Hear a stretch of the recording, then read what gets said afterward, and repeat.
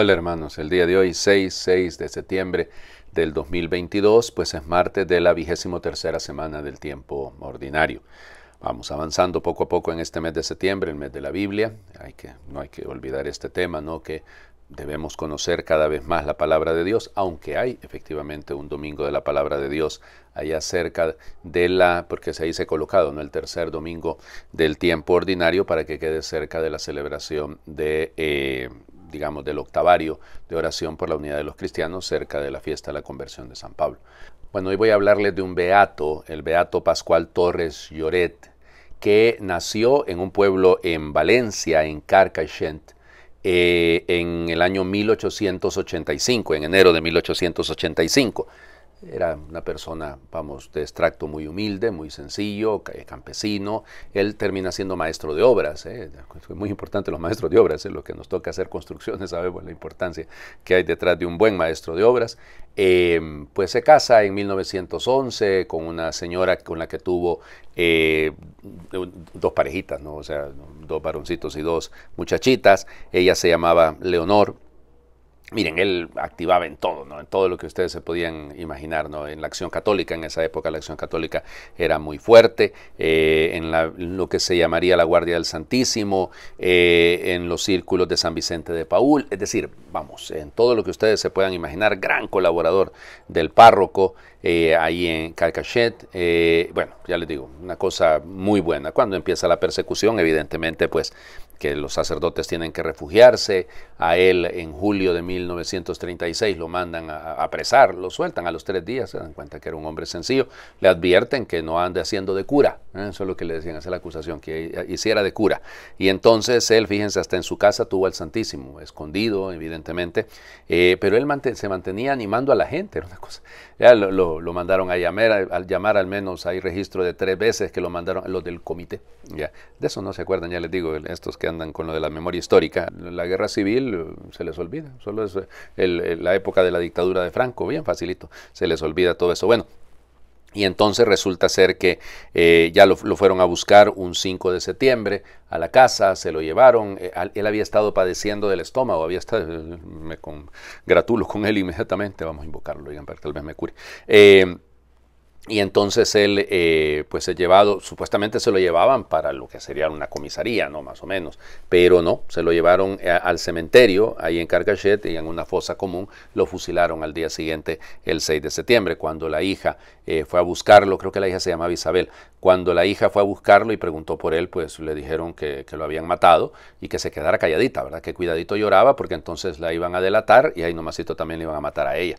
Bueno, él fue beatificado en el año 2001 por San Juan Pablo II, en aquel grupo del 11 de marzo del 2001, que fueron los mártires valencianos, ¿no? O sea, son cerca de 230 y tantos mártires que fueron beatificados en ese mismo grupo, pero lógico, se le celebra a él el día en el que sufrió su martirio. La fidelidad de un padre de familia, de un trabajador, de un hombre sencillo que sencillamente estaba viviendo su fe, y que lo mataron por eso. ¿Se repite la historia? Sí, se repite la historia, en incontables ocasiones. Vamos, la primera lectura del día de hoy, siempre tomada de la primera carta del apóstol San Pablo a los Corintios, capítulo 6, versículos del 1 al 11. Hermanos, cuando alguno de ustedes tiene algo contra un hermano, ¿cómo se atreve a llevar el asunto ante los tribunales paganos y no ante los hermanos? ¿No saben que los hermanos van a juzgar al mundo? Y si ustedes van a juzgar al mundo, ¿no son acaso capaces de juzgar esas pequeñeces? ¿No saben que vamos a juzgar a los ángeles? Pues cuanto más los asuntos de esta vida. Sin embargo, ustedes, cuando tienen que resolver asuntos de esta vida, se los llevan a los que no tienen ninguna autoridad sobre la comunidad cristiana. ¿No les da vergüenza? De modo que no hay entre ustedes ninguna persona competente que pueda ser juez de ustedes y van a pleitear hermano contra hermano ante los infieles. El mismo hecho de que haya pleitos entre ustedes ya es una desgracia. ¿Por qué mejor no soportan la injusticia? ¿Por qué mejor no se dejan robar? Pero no, ustedes son los que hacen injusticias y despojan a los demás, que son sus propios hermanos.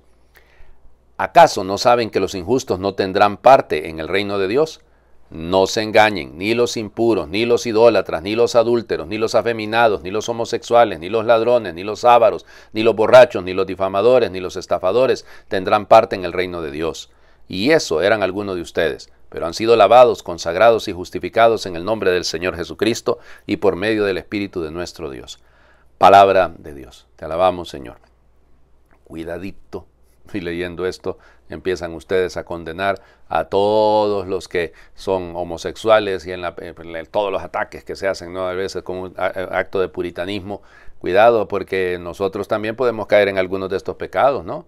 Díganme, la avaricia. Piensen aquellos que también son difamadores, hablando mal del hermano, hablando mal del prójimo. Todos los pecados de impureza, aquí evidentemente se separan, ¿no? La impureza, los adulterios, es decir, pero todo eso son pecados ¿cómo se llama? En torno a la lujuria. Bueno, los ladrones. Bueno, se fueron todos los corruptos, se fueron todos los estafadores, Vamos, o sea, aquí entendamos, o sea, Pablo lo que está haciendo, no está haciendo una lista exhaustiva y condenando, dice, fíjense, incluso esto eran algunos de ustedes, dice Pablo, pero luego han sido lavados, se han convertido, evidentemente también hace referencia al bautismo. Bueno, y entonces, aquí es un llamado a la conversión, que parte de una crisis de orden interno de la vida comunitaria, y entonces, al interior de la vida comunitaria hay que saber resolver las cosas con madurez, y hay que buscar en el diálogo, y si hay que tomar una decisión, se toma una decisión, ¿no? Aquí, evidente, se trata de problemas al interno. Porque yo sé que alguno dirá, padre, pero eso no se aplica. Óigame, ¿qué tal que haya habido un crimen que tiene que ver con las leyes del Estado? Claro que hay que denunciarlo. Pero volvamos al tema, ¿no? O sea, no tiene nada que ver directamente, pero para que vean hasta dónde quiero llegar con esto también. Supongan ustedes que se tratase de un crimen de algún hermano, de algún sacerdote, Dios no lo quiera, de algún catequista, de alguna persona que abusa de un niño. Hay que denunciarlo. Es decir, lo siento mucho, no se puede jugar con esto. Claro, teniendo los elementos propios. Es que a mí me dijeron, no, que a mí me dijeron, no me venga con ese cuento, porque acuérdense que aquí entre nosotros fácilmente con un rumorcito ya se le hace perder la fama a cualquiera. Y para dañar políticamente, en todos los sentidos, a las personas son capaces de inventar cualquier cosa. Ya no se trata de eso, a lo que me refiero es que evidentemente hay crímenes que no se pueden dejar así nomás, no, callémoslo, por respeto a la... No, momento, si la iglesia tampoco es una tapadera para cometer crímenes, bajo ninguna circunstancia. Ay, es que el hermano del grupo se robó el dinero. Bueno, hay que decirlo al párroco, evidentemente, a la autoridad, a quien que tenga, y bueno, y hay que buscar si llega a ser probado que efectivamente hay un crimen de por medio, se ha estafado gente, que tenemos que actuar. Es decir, aquí no es un asunto de andarnos con paños tibios. Lo que Pablo está señalando es cuando se trata de un problema al interno y no se busca resolver primero al interno de la vida de la iglesia. Disensiones entre nosotros, pleitos. No, de un solo me voy a la fiscalía para... Momento. O sea, es decir, tenemos que ser capaces también de encontrar vías entre nosotros para resolver problemas. Insisto, cuando no se trate propiamente de un crimen, cuando no se trate propiamente de una cosa que es penada por la ley, porque si no, se nos va a acusar de encubridores. Y eso muchas veces es peor, si no digan en el mal manejo que se ha hecho, en el punto de partida de los abusos en contra de menores, mucho estaba el cuidado de las víctimas.